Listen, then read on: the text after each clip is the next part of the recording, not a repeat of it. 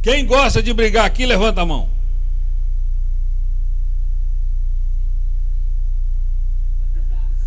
Bom, já começou bem.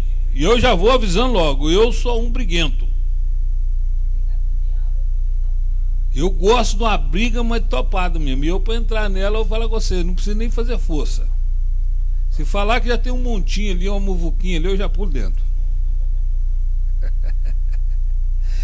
Ninguém gosta de briga, todo mundo gosta de... não é? Paz. Não é? Todo mundo gosta de paz, paz é um negócio bom. Nós somos incentivados à paz. Obrigado, viu, presbítero? Então, quero tocar nesse assunto hoje, quero que você abra sua Bíblia comigo. No livro de 1 Coríntios, no capítulo 11.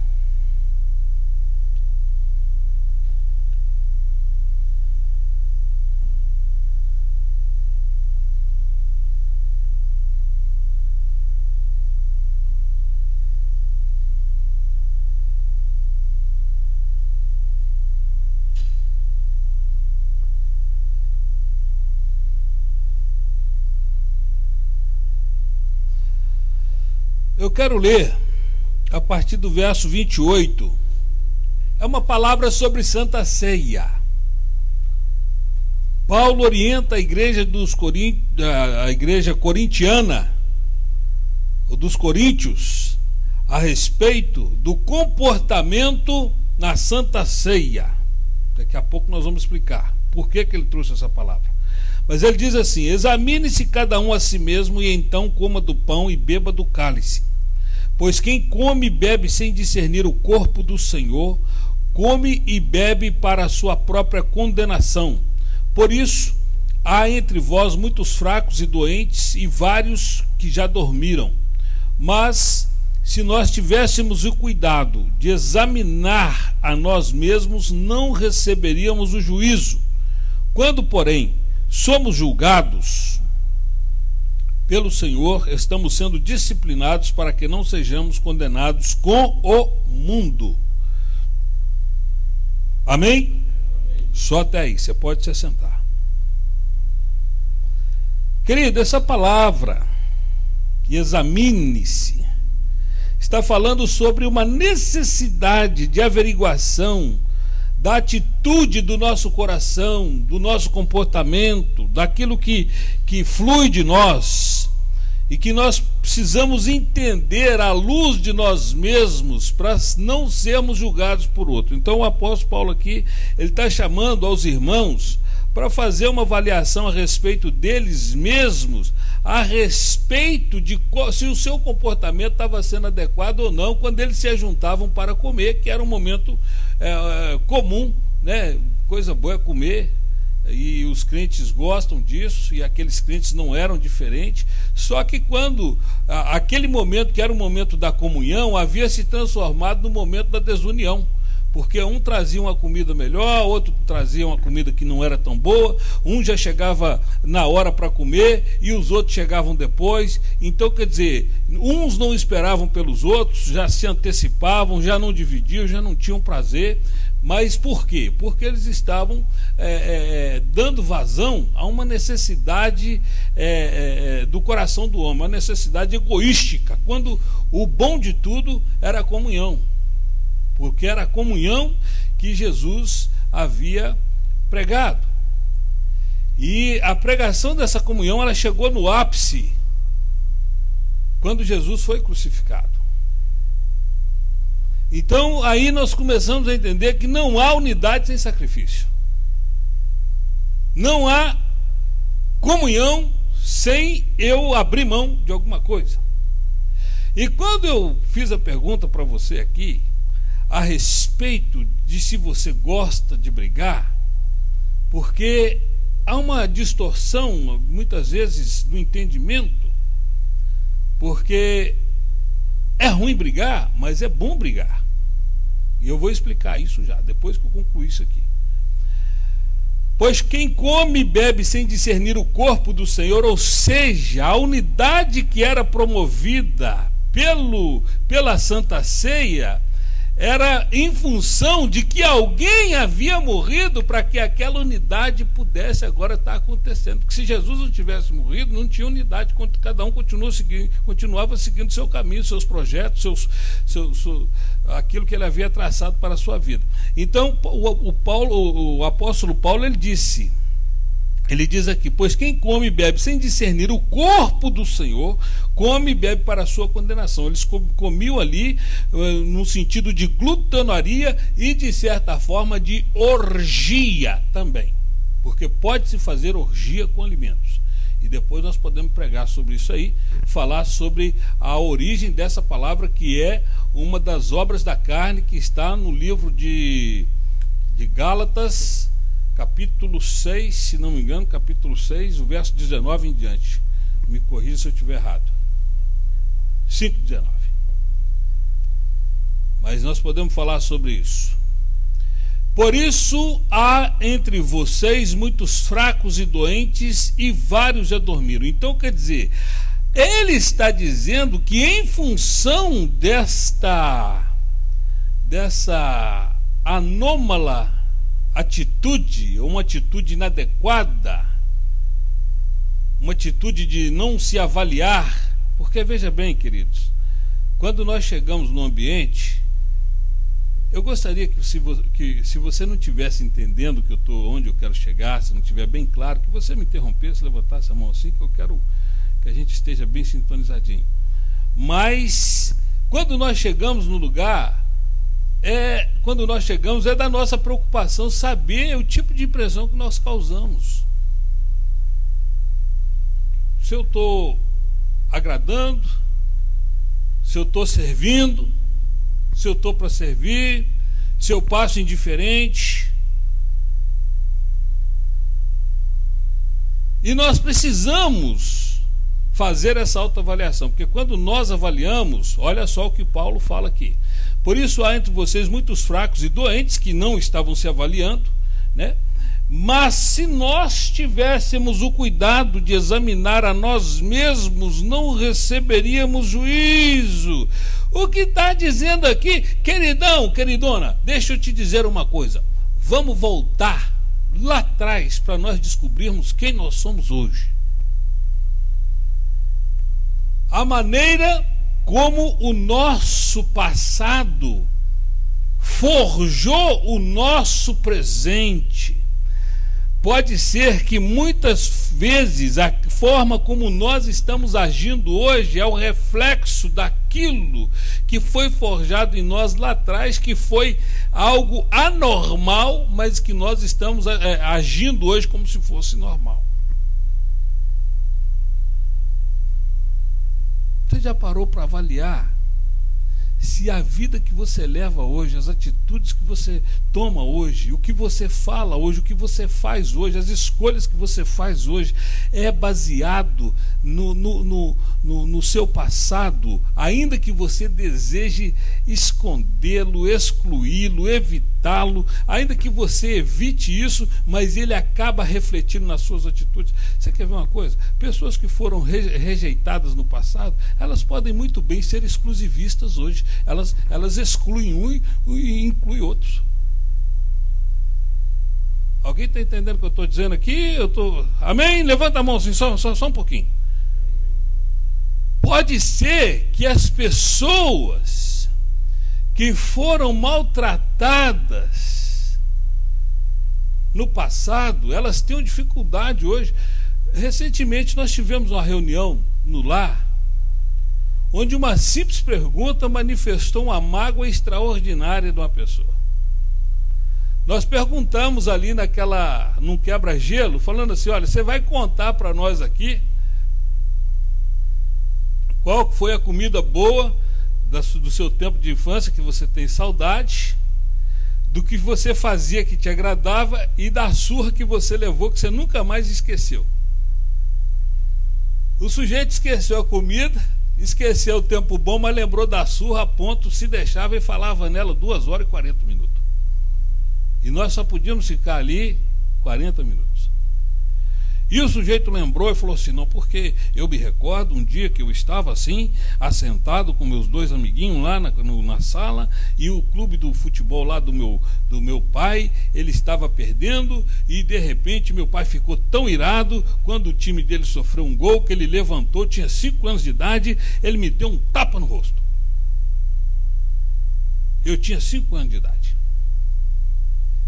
E eu me lembro também que muito precocemente, com 13 ou 14 anos, eu saí de casa. Saí porque eu estava havia tomado banho, me preparado para sair aos 14 anos, já era de noitinha, eu ia dar uma volta com os meus amigos, e de repente a minha mãe chegou com uma mangueira e me deu umas mangueiradas, e me rasgou minha roupa, e me brigou, e xingou, e falou, e tal. Não precisou de um divã. Não precisou de um psicólogo. Estava ali uma alma ferida. Estava ali uma alma doente. Estava ali alguém que precisava de socorro. E se você chegar para uma pessoa como essa, muitas vezes falar assim: olha, você precisa se tratar com psicólogo. Não, que isso? Eu sou muito realista com relação a isso. Me ajudou a me tornar uma pessoa precoce e uma pessoa assim que começou a lidar com a vida de maneira bastante amadurecida, bem cedo. Então isso me ajudou. Uma pessoa assim não reconhece que precisa de ajuda, mas espontaneamente, sem pressão e sem tocar no assunto, você vê que existe uma chaga. E nós hoje, onde é que entra a briga? O resultado das nossas atitudes hoje, como pessoas, como pais, como mães, como filhos, como pastores, está recheado de situações que foram formando o nosso caráter ao longo da vida, iniciando na infância. E nós estamos hoje dentro da igreja, servindo a um Senhor maravilhoso, sem permitir que Ele toque nas nossas feridas. Por quê? Nós nos recusamos a fazer aquela avaliação que o apóstolo Paulo está falando aqui, porque ele diz assim: mas se nós tivéssemos o cuidado de examinar a nós mesmos, nós não receberíamos juízo. Querido, examinar a nós mesmos é um trem difícil, porque nós estamos habituados a mirar os nossos holofotes só na vida do outro. Nós miramos na vida do outro e nós olhamos a vida do outro. Nós situamos o nosso binóculo digital no comportamento do outro, na vida do outro, nas palavras do outro, na atitude do outro, até naquilo que supostamente o outro estaria pensando a nosso respeito, que muitas vezes não está. E nós julgamos. E esse julgamento, muitas vezes ele produz em nós uma ira. Porque nós excluímos um, botamos outro, nós não temos medo do que pode acontecer se eu vou estar matando alguém ou não.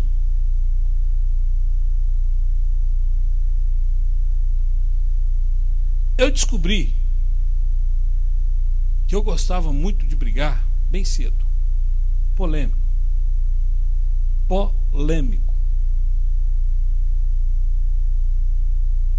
E eu descobri que essa insatisfação vinha de uma forma a contrastar com a pressão que muitas vezes era exercida em casa contra nós. Então, quer dizer, se a minha mãe ou alguém da minha família estava certo, mas eu, para revidar ou demonstrar talvez uma opinião diferente ou até de rebeldia, porque muitas vezes nós não poderíamos contrastar força com força, né? Então a gente manifestava através da contrariedade do pensamento e da palavra. E muitos hoje são assim, estão agindo dessa forma. E isso faz que muitas vezes a gente não reconheça a questão. Estava conversando esses dias com a minha esposa de filhos que não respeitam os pais, porque os pais não respeitam os filhos, e os pais também não respeitam os avós dos seus filhos. E essa questão de respeito é muito importante.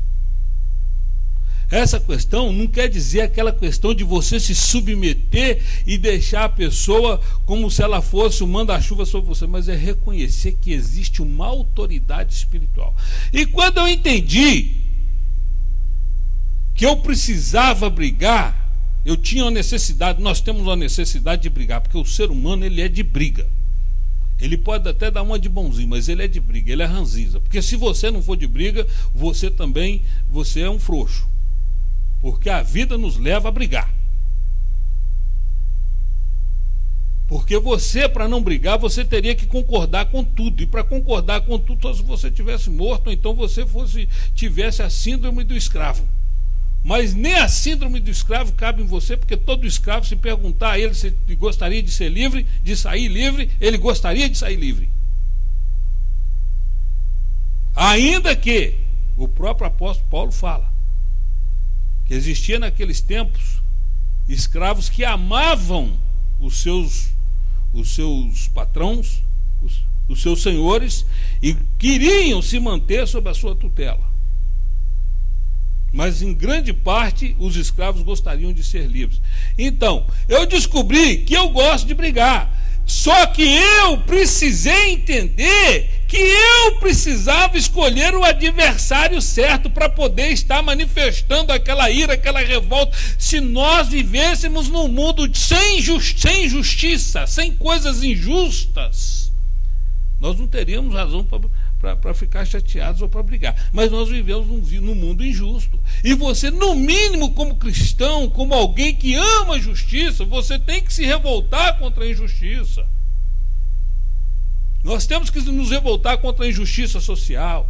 Nós temos que nos revoltar contra a miséria no mundo. O homem é culpado, é culpado. Talvez ele está recebendo aquilo em função da sua ignorância, mas eu vou ficar indiferente? Não. Então eu comecei a entender que eu precisava escolher um adversário. E que esse adversário não era minha esposa. E que esse adversário não é o meu filho. Eu comecei a entender que eu tinha que ter um adversário para poder focar a minha atenção sobre ele. O adversário aqui na igreja não é um irmão, não é um irmão e nem o outro. Nós temos um adversário, o adversário não é marido, o adversário não é patrão, nós temos um adversário. E as pessoas não são bons de briga. Por quê? Porque são ensinados a paz. Aí eles pegam a paz, generalizam, não, sou da paz, então eu não brigo. E nessa de paz a gente entra em concordância com o mundo, a gente entra em concordância com o errado, a gente começa a aceitar coisas que são padronizadas pelo mundo, estabelecidas pelo mundo, mas nós somos lavados pelo sangue de Jesus, não somos desse mundo. E o Senhor até fala, olha, eu não estou dizendo que vocês não têm que lidar com essas pessoas. Quando fala lá, Paulo falando a respeito de um moço que havia dormido com a esposa do seu pai. Porque aquela igreja, por ser da paz, eles estavam indiferentes, concordando inclusive com o filho que estava dormindo com a mulher do pai. E o apóstolo Paulo, que estava longe, ele estava revoltadíssimo. Ele ficou bravo, ele falou, mas eu não estou entendendo que vocês não se revoltaram. Irmãos, nós estamos chegando a situação que a gente está vendo, vendo aberrações e situações anormais, e estamos achando que aquilo ali é algo que nós temos que conviver com isso. Eu não posso conviver com isso, porque isso pega, e daqui a pouco eu estou nessa mesma toada, achando que isso está certo e até defendendo isso. Isso começa com indiferença. Por que a gente não apoia o sujeito a ver novela? Porque é tanta coisa errada que você vai vai assimilando aquilo ali sem querer. Daqui a pouco você está repetindo. É igual música dessas músicas de pagode do inferno, que muitas vezes fica igual tum, tum, tum, tum, tum. Daí a pouco está assim. Suviando aquela porcaria, você fala, mas vem cá, o que é isso? Onde é que eu aprendi isso? O sangue de Jesus tem poder?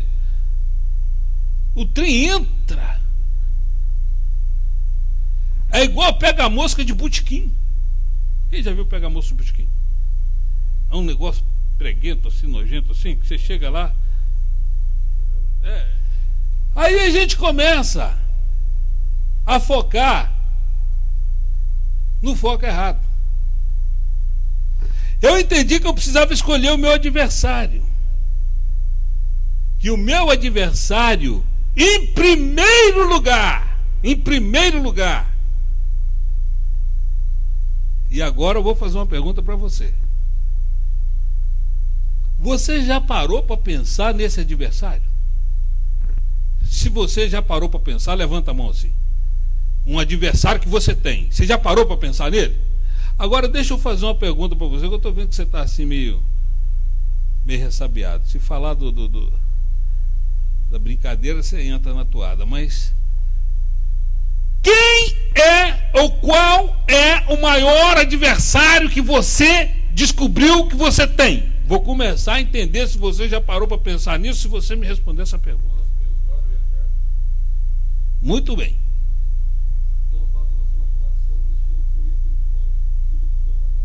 Meu Deus. Nós mesmos. Porque. Agora, deixa eu fazer uma pergunta aqui. E a sua luta com você, ela tem acontecido ou tem ficado no nível do imaginário? Você tem lutado muitas vezes, porque se o cônjuge estiver aí, ele vai poder afirmar se o que você está falando é verdade ou não.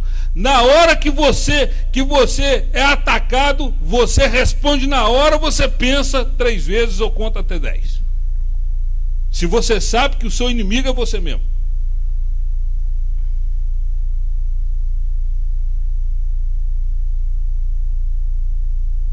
Nós estamos aqui para crescer como pessoa. Nós estamos aqui para ser melhores maridos. Nós estamos aqui para ser melhores esposas. E essas coisas a gente não aprende na escola. A gente aprende através da palavra de Deus. Você tem lutado contra você já parou para pensar, no círculo de amigos que você tem, se cabe mais alguém, você já parou para pensar no que você fala, se você agrada um, se entristece outros, ou você é daqueles que eu vou soltando.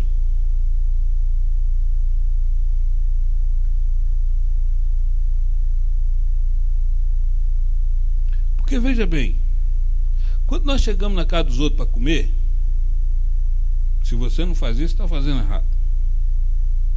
A Bíblia manda que quando alguém te convidar para comer, você bota uma faca na garganta. Não vai comendo desenfreadamente como você costuma fazer na sua casa, não, que você vai passar vergonha.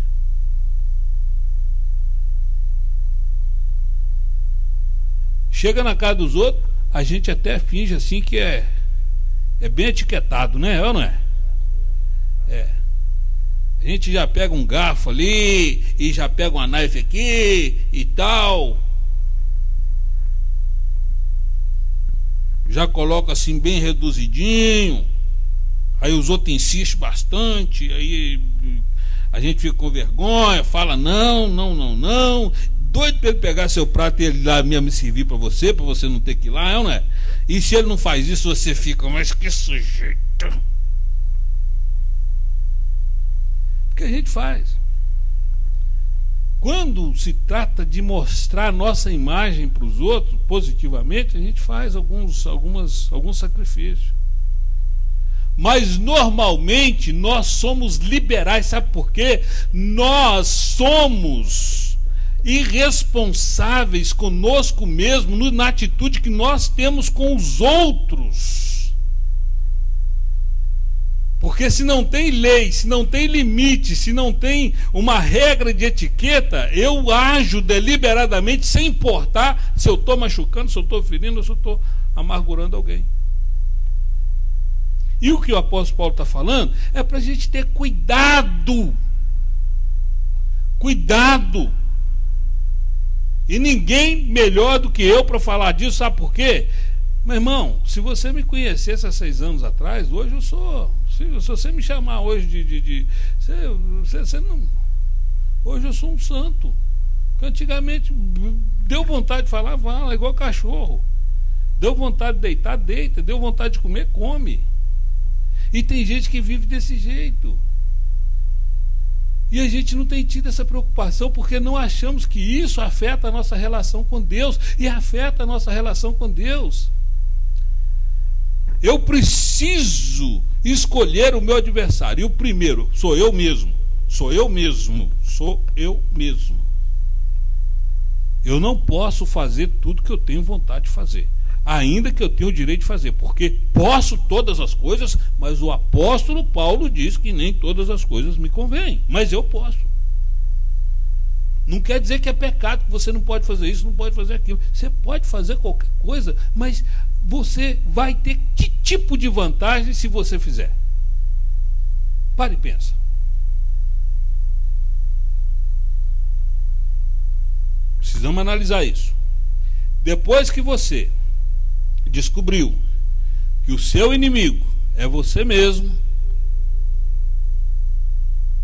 e que você descobriu que aquilo que você passou lá atrás, que eu passei, que os espancamentos que eu sofri, que as agressões que eu sofri, deixa eu te falar uma outra coisa aqui que a leitura tem aberto muito a nossa mente.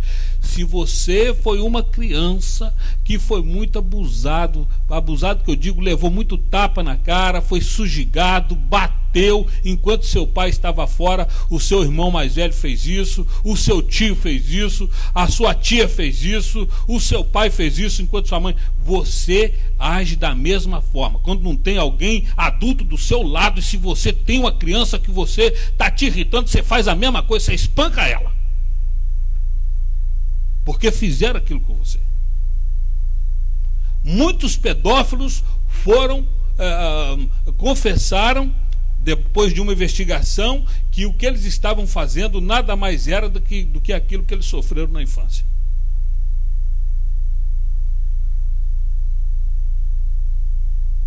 E vou mais. Nós temos um histórico muito grande aqui na América de casamentos, de pessoas que tiveram uma experiência negativa de um casamento, onde eles foram espancados, foram humilhados, foram desmerecidos, vilipendiados, ou até mesmo viram os pais ou a mãe sofrendo uma situação dessa, e a pessoa botou no meu coração: nunca permitirei que uma figura, principalmente mulher, humana, uma figura de homem, domine sobre a minha vida. Estou falando o que eu tenho visto nos livros, o que eu tenho estudado e o que o Espírito Santo tem colocado no meu coração, e aquilo também que a gente conversa no aconselhamento. A pessoa fala assim, ela fala assim: ó, eu estou imune, já que eu não posso viver sem um marido, eu pelo menos não vou permitir que ele domine sobre mim. Assim também, como tem muito homem que viu o pai exercer o machismo exacerbado, ilimitado e covarde dentro de casa, ele aprendeu aquilo e ele exerce aquilo hoje, oprimindo a sua esposa e os seus filhos. Herança, meu irmão, herança. Agora, se você perguntar para a pessoa, ela fala: não é nada disso, tal, mas vai sentar e vai ver por que as nossas ações hoje são da maneira que são. É porque foi plantado isso e é isso que está dando. Você plantou folha você plantou a folha, aquele negócio que a gente toma banho, como é que chama aquilo? É bucha. A bucha é igual chuchu. A folha da bucha é igual a folha de chuchu. Você que é da roça aí, você sabe disso. Da roça não, você que é da zona rural. Mas na hora de colher é diferente. Os dois têm utilidade, mas são diferentes. Então, querido, eu quero chamar, porque eu estou aqui o dia inteiro imprimindo material que eu vou levar para onde eu vou, sobre guerra espiritual, coisa que eu fiz em 2004, 2005, 2009, e vem tudo na cabeça, E tudo situações que nós estamos vivendo hoje. E nós não estamos melhores. O dia de ontem passou, o dia de hoje está indo embora e eu não melhorei nada. Eu não posso chegar amanhã do jeito que eu fui hoje. Eu tenho que chegar amanhã melhor. O peso, a Bíblia fala que as cãs deveriam ser motivo de respeito, por causa da sabedoria. Porque no caminho que eu estou seguindo, que eu estou trilhando, alguém está indo atrás. E eu não posso me dar ao luxo de ir para o buraco e levar mais alguém. Por isso que nós precisamos escolher o nosso adversário. O primeiro deles sou eu. O segundo deles é o diabo, que provocou todos esses traumas que nem Peniel deu jeito.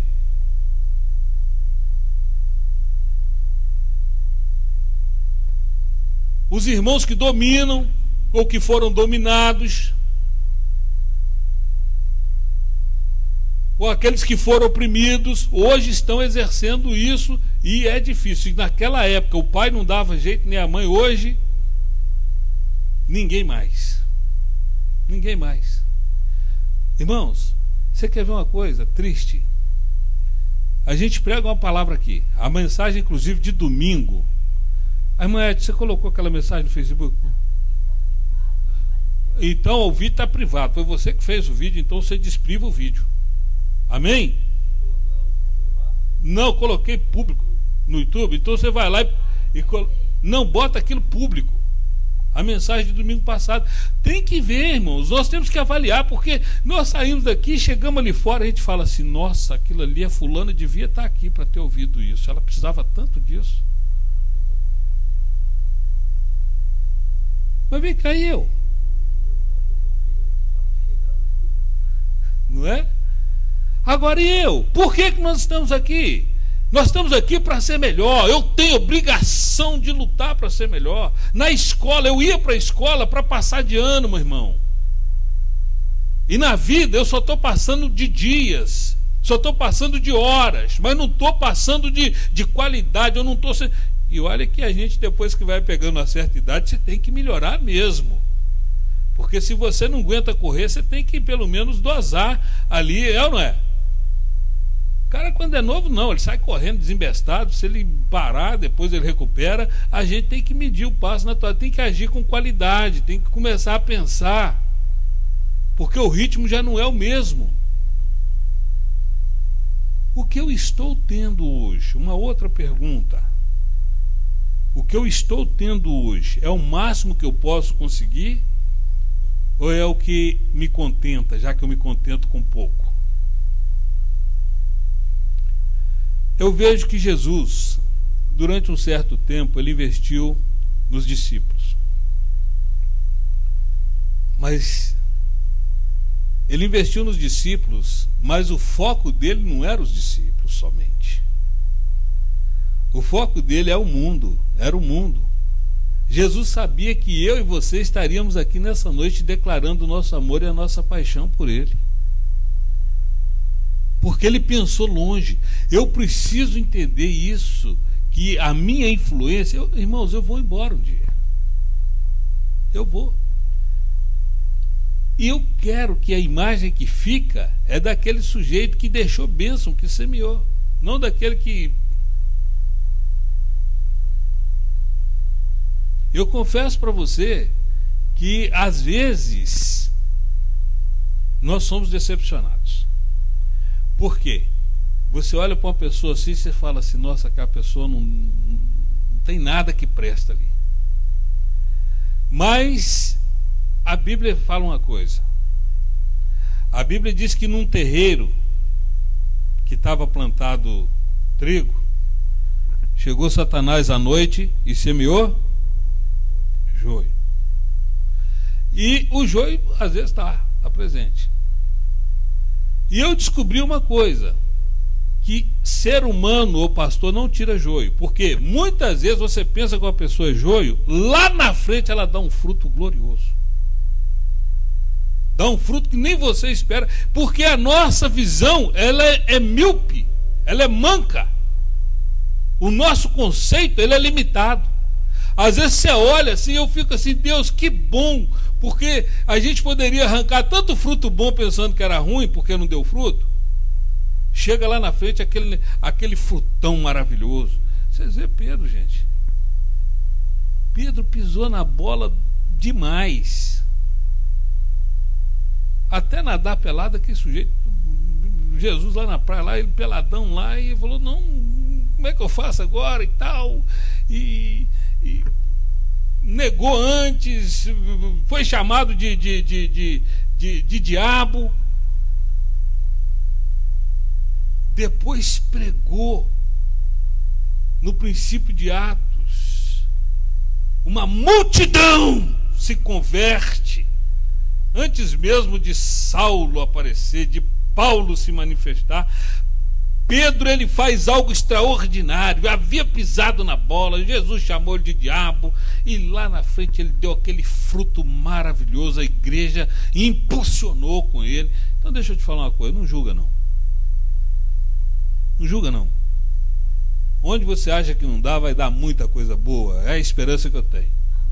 E essa mesma esperança que eu tenho, a esperança que é o seguinte: o joio que tiver, Deus também dá jeito.